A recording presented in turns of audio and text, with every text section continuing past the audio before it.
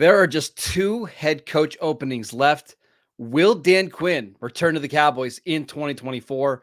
All that and more in this episode of the Locked On Cowboys podcast. You are Locked On Cowboys, your daily Dallas Cowboys podcast. Part of the Locked On Podcast Network, your team every day. Locked on Cowboys. Locked on Cowboys.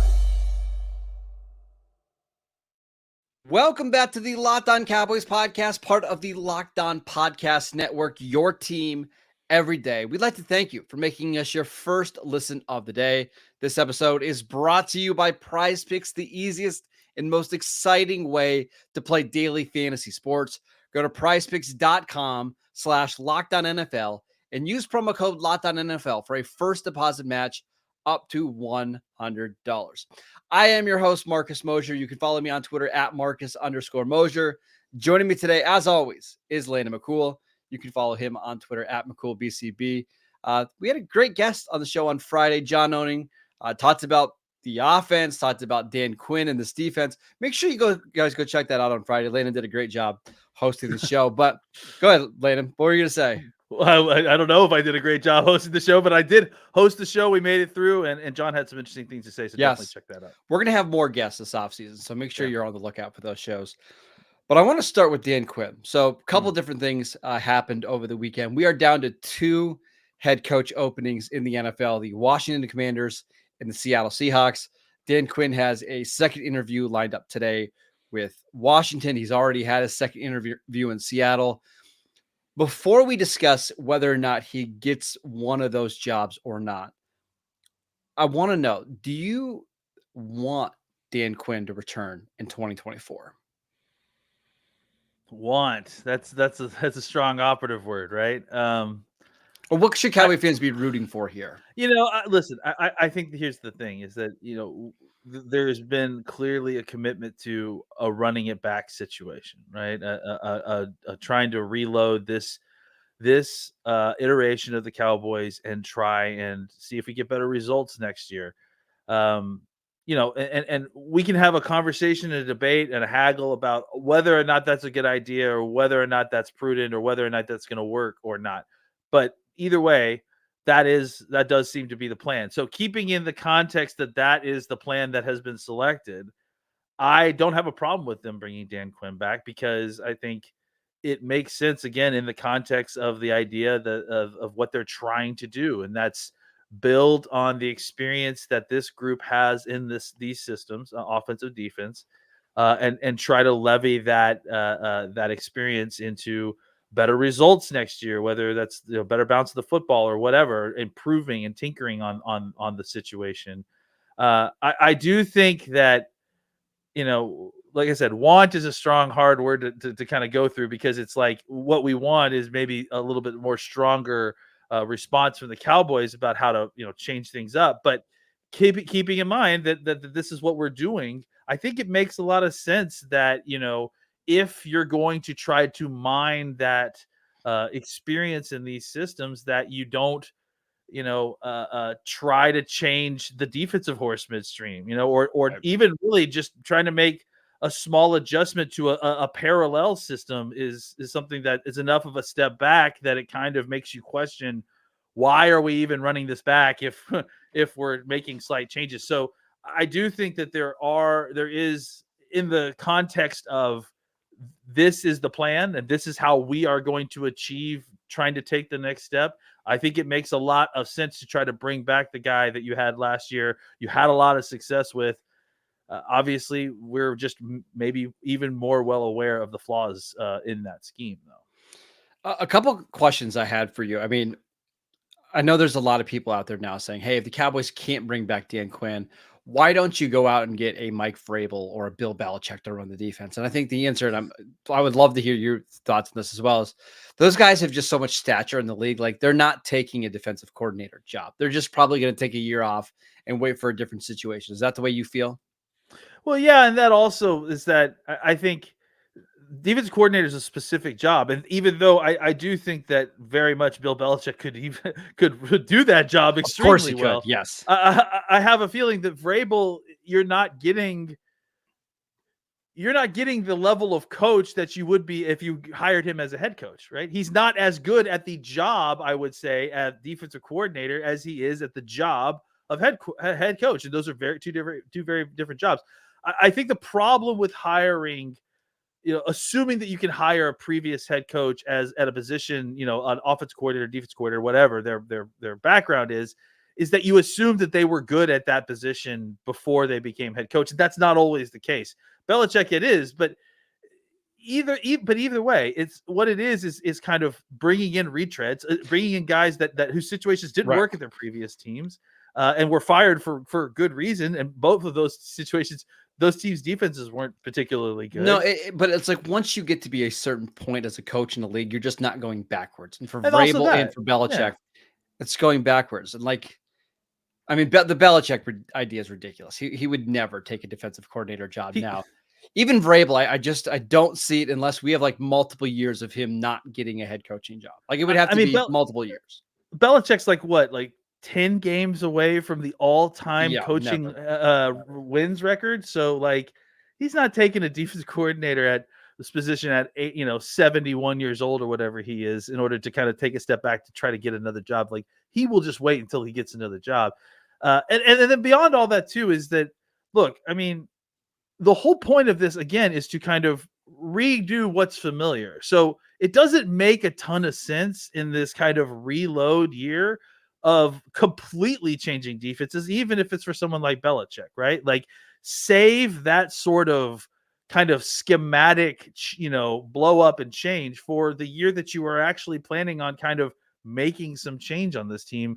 Don't waste a reload year trying to learn a new defense. That doesn't make a lot of sense. See, I wouldn't be opposed to the Cowboys learning a new defense if you went out and got like a young defensive coordinator that I think might be able to match up with some of the Shanahan styles of offense. And maybe that's like a Jim Leonard who was at Wisconsin. I think he's at Ohio State now.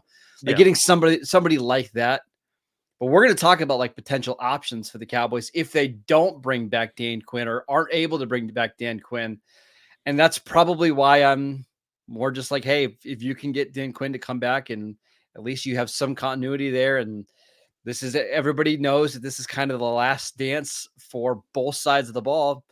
It probably is the best outcome as we stand here on January 29th. Yeah, I mean, it's like I said, in a situation that you're reloading. Look, now if you wanted to bring in a Jim Leonard with the idea that, hey, even if McCarthy's gone, you bring Leonard back next year as your defense coordinator, then I think that's a different situation. It's the same thing. I don't think he's taking. But yeah, why would he take that job? Like, why would he take that job anyways? Yeah. He's had opportunities to be defensive coordinators in the NFL, and he's turned them down. So it's what makes this really, really difficult. Before we move on to potential candidates, I do want to ask you, like, do you think Dan Quinn is going to get one of these two coaching jobs? I feel less certain about it than I did just, since yesterday. I think if the fact that the Ravens lost, that gives McDonald a chance to interview with them. I tend to think that McDonald is the front runner for the Seattle job. We'll see, but I tend to think that that's the case. So, and if that's the case, that's the job that really, you worry about. If you're worried about losing Dan Quinn, the Seattle job to me is the one that it makes by far the most sense for him to leave for. If that becomes unavailable, I mean, I'm not really sure how interested he is in going to be the Washington head coach. That'll be interesting to see. I think Washington, obviously, they have a lot of interest. They have a second interview with him today, but I got to imagine with them holding the number 2 pick in the draft, they're going to want to get an offensive mind to pair with him. Maybe that's Bobby Slowick. It seems like the favorite for that job is Ben Johnson. And then in Seattle, I mean, I do think they're going to go with a defensive-minded head coach, but I wonder if they're looking at a younger coach that could potentially be the next 20-year head coach, the way kind of Pete Carroll was over the last 15, 16 years. And I think it's probably McDonald more so than Dan Quinn. Yeah, I tend to agree. I think that, this was a situation where Quinn was 10 or 15 years younger or something. Maybe that would be more of appeal, but I agree that I think that they're probably going to want to go with a more long-term solution there. All right, let's talk about potential replacements for Dan Quinn if he decides to leave. We will get to that next. This episode is brought to you by Prize Picks. Prize Picks is the largest daily fantasy sports platform in North America. It is the easiest and most exciting way to play DFS because it's just you against the numbers. Instead of battling thousands of other players, including pros and sharks, all you have to do is pick more than or less than on 2 to 6 player stat projections and watch the winnings roll in. Prize Picks is the most fun that I've ever had playing DFS because there's so many different players and so many different stat projections to choose from. Plus, Prize Picks even offers a reboot policy so that your entries stay in play even if one of your players gets injured. For football and basketball games, if you have a player who exits the game in the first half and does not return in the second, that player is rebooted. Prize Picks is the only daily fantasy sports platform with an injury insurance policy. So go to prizepicks.com/LockedOnNFL and use promo code LockedOnNFL for a first deposit match up to $100. Again, go to prizepicks.com/LockedOnNFL and use promo code LockedOnNFL for a first deposit match up to $100. Welcome back to the Locked On Cowboys podcast. We want to let you know that Locked On has launched the first ever national sports 24/7 streaming channel on YouTube. Locked On Sports Today is here for you 24/7, covering the top sports stories of the day with the local experts of Locked On, plus our national shows covering every league. Go to Locked On Sports Today on YouTube and subscribe to the first ever national sports 24/7 streaming channel. All right, Landon, I want to mention something really quickly about Dan Quinn. He is actually at the East-West Shrine practices today at the Star. That's where they've been holding practices the last couple of days. Saw him wearing his nice cowboy gear, talking with Brian Schottenheimer. And I think it was Stephen Jones there. So still working with the Cowboys, for the Cowboys, as he waits his process out. It's kind of weird. Like, you could potentially be talking to your division rival, your biggest rival, 2 days from now. Hey, Coach, what do you think about this player? Well, let me tell you in 2 days from now what I think about this guy. It's strange. Or what do you think about this free agent? Should we resign him? Should we not? It's strange. I don't know. Maybe ask me in a week. We got a report from Ian Rappaport on Sunday that Ron Rivera, the former head coach of the Washington Commanders, would be a front runner for the Cowboys defensive coordinator job if Dan Quinn decides to leave. Which would be funny if Dan Quinn goes to Washington and Ron Rivera comes to Dallas. What were your initial thoughts when you heard about this potential move? I mean, it makes sense. I mean, Rivera was a guy that the Cowboys looked at initially, when they were looking at that stuff like that, and his name was bantied about around the time that McCarthy was being looked at as a head coach. If I'm not mistaken, maybe before that. But I know that the Cowboys front office has a lot of respect for Ron Rivera. It makes some sense in the sense that, it's a former head coach with lots of DC experience, obviously has a lot of experience running a defense. This is a lot more of a it makes a lot more sense than a Mike Vrabel, just if you look at his pedigree and his coaching history, right? He just has a lot of more experience running a defense. I think that Rivera is like exactly the kind of person that the Cowboys would look at, if Dan Quinn were gone. Like, said, former head coach looking to kind of get back into it after a unsuccessful head coaching, run, has a lot of experience. These are all things that make a ton of sense. I mean, especially, in the context of what we just talked about, right? Like, he'll be able to get in and hit the ground running.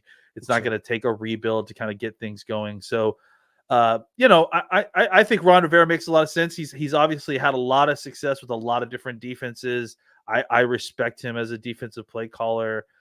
So I think it does it get my blood moving? No, it's because it's another retread coach. I don't think it moves the needle a lot, right? Yeah, but I do think that it's solid. It makes a ton of sense. I'm certainly not opposed to Ron Rivera in a hypothetical situation. The negatives that are tied to Ron are more about just the things that we're going to say about all these candidates, right? That they've been someplace else before. They've had their own struggles. But I think as far as like that kind of type of coach, that's the just got fired head coach looking to get back into what he does well, those kind of coaches tend to do well, honestly, They do. right? Like, They do. because they I mean, get that to was Dan fall back. Quinn. Yeah, Dan Quinn's a great example, right? They get to fall back into what their focus is. They get to really kind of get down into the details, which is where a lot of these guys are great. And it's like the idea of like practicing against a really good team in practice, right? Like when you go and play another team, it's really easy. When you're head coaching and calling the defense, it's like advanced football, and then suddenly you're only being asked to call the defense. It just seems like a lot bigger field that's easier to work. So I do think in that sense that Ron will have success if he ends up coming to be the defense coordinator.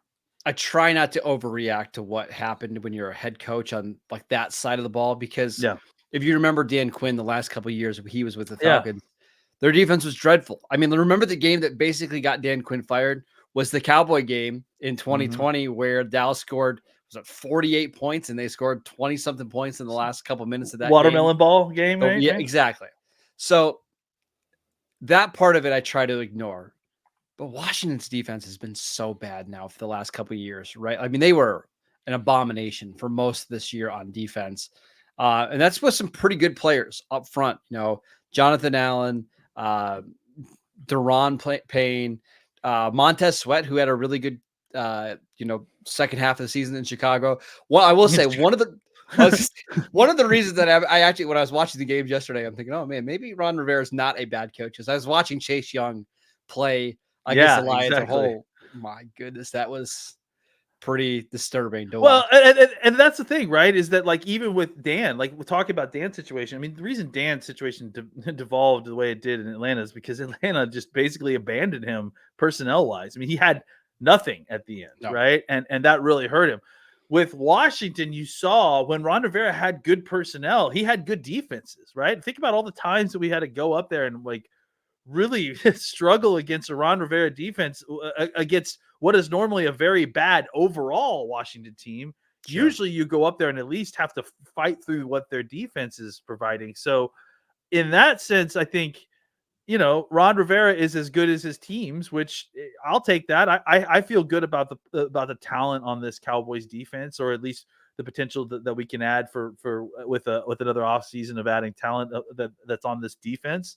And I think it'll be better than what Ron Rivera had been dealing with at the end in Washington. But yes, you're right. He isn't a guy who necessarily is at the point in his career anymore where he's uplifting bad personnel into good defensive land, right? Yep. Like I think he can make a good defense, play like a good defense or play like a great defense, but he can't make a bad defense play good defense. He's not like, that level of talent. Yeah, and I should mention, so this year they were the worst defense in the NFL. They finished 32nd in points and yards. But last year, they were third in yards, 7 in points. 2020, they were second in yards, 4th in points.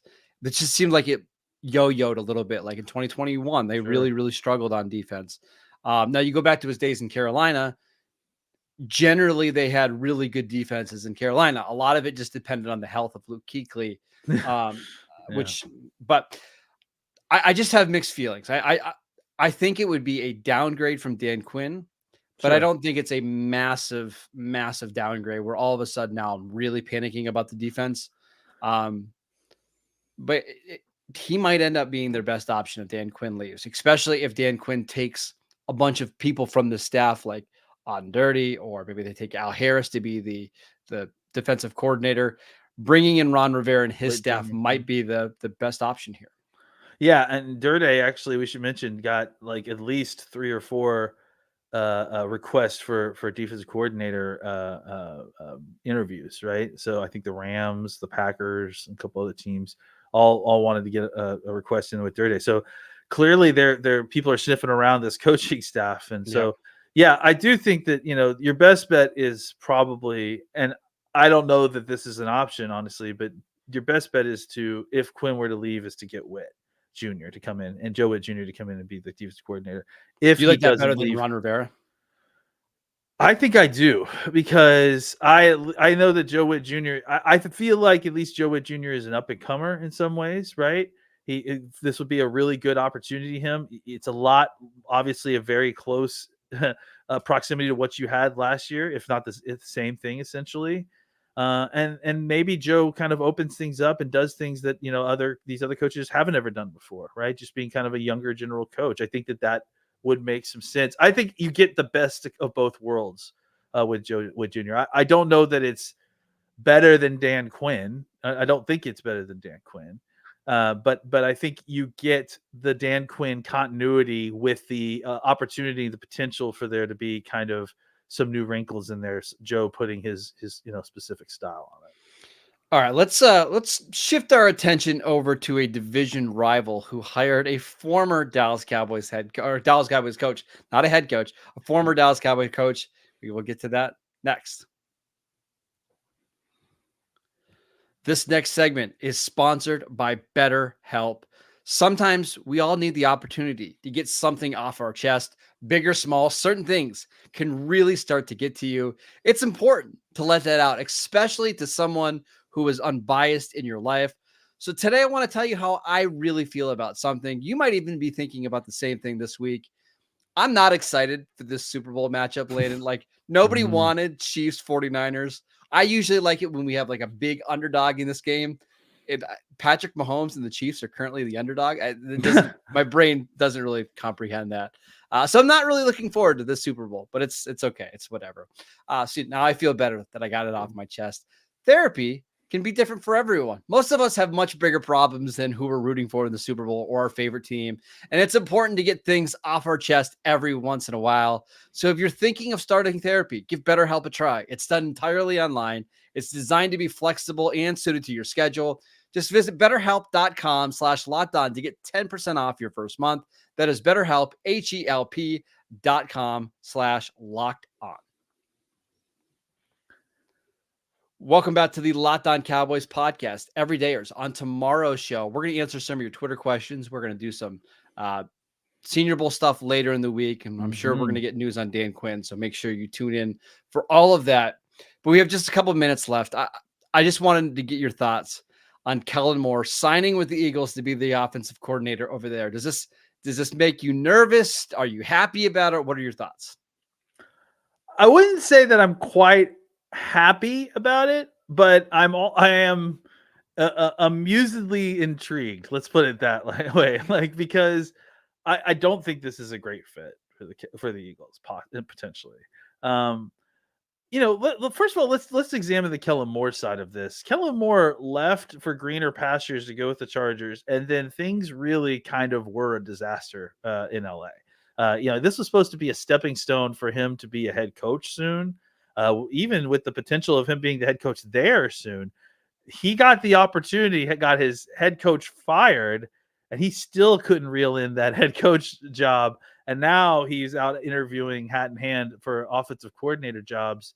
And he goes to the Eagles, where, I mean, the biggest problem with the Eagles last season is their just complete lack of the previous season's identity, right? And to me, in my opinion, that had everything to do with the fact that they weren't running the football enough. And I mean, they were running it well enough and at most points well enough to win, but they insist on trying to throw the football more than they are capable of. With a very, very, stripped down basic passing system that was incredibly predictable. I think JT O'Sullivan went out, of his way to point out how they don't even have like very straightforward answers for blitzes. They don't have normal hot reads where you can, have hot options on the same side of your blitzer. Like, there are a lot of very kind of fundamental schematic things that were broken about the Eagles offense.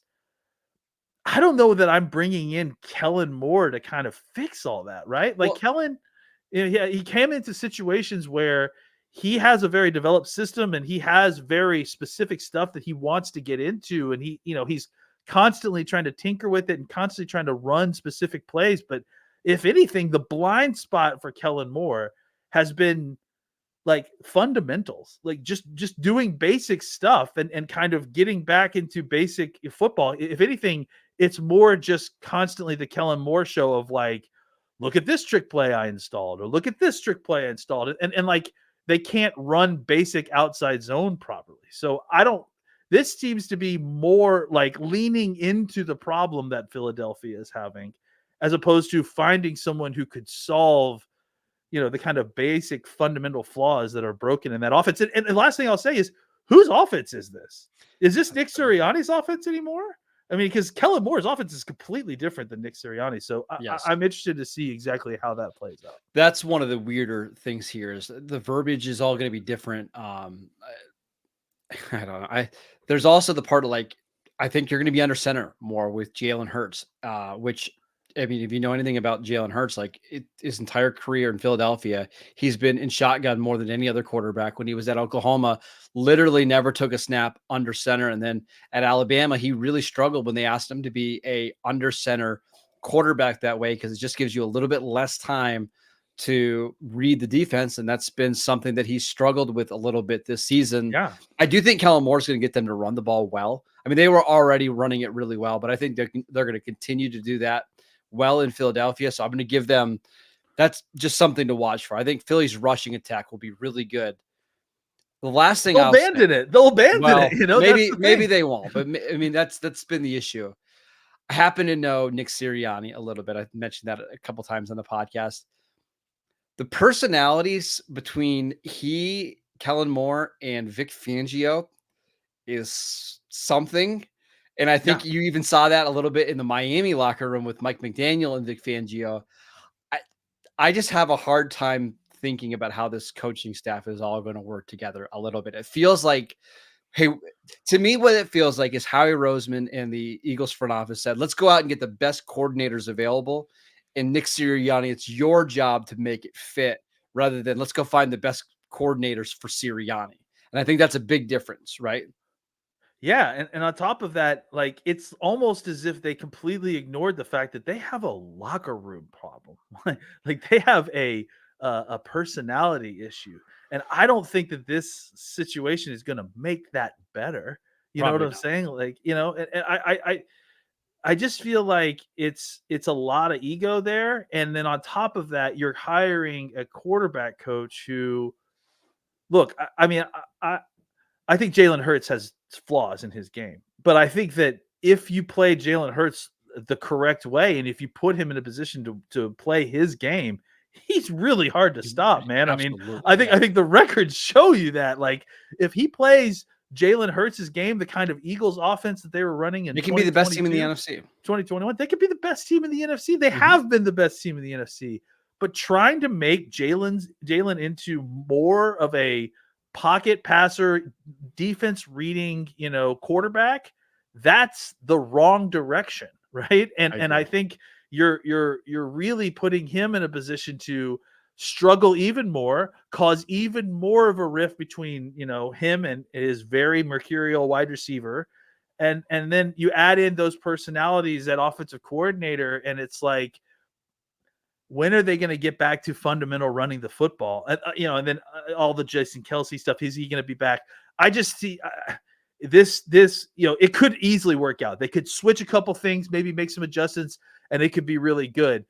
But Marcus, like, I see a lot of paths where this is an absolute disaster for the Eagles. I'm kind of there with you. I can't wait to see how it plays out. I'm a fan of Kellen. But this seems like a weird path for him a little bit. He's putting himself under the microscope, right? Like he's not. It feels like he's not growing as a coach in the way he needs to, because he's constantly just bouncing around to situations instead of like. He really needs to go under, like, I mean, maybe he will. Maybe he'll listen to Nick Sirianni and he'll be an offensive coordinator in name only. But that's what he needs. I think he really needs a year where he's like under an Andy Reid or under an older offensive coach who can kind of just teach him the importance of just learning fundamentals and teaching fundamentals. I'll go a different way. I think what he needs is a situation where he goes and works with a non-elite quarterback, and you can argue whether it hurts as elite. What I mean is like, go work with your version of Jared Goff or Baker Mayfield and elevate their play to show that you can be a really good coach.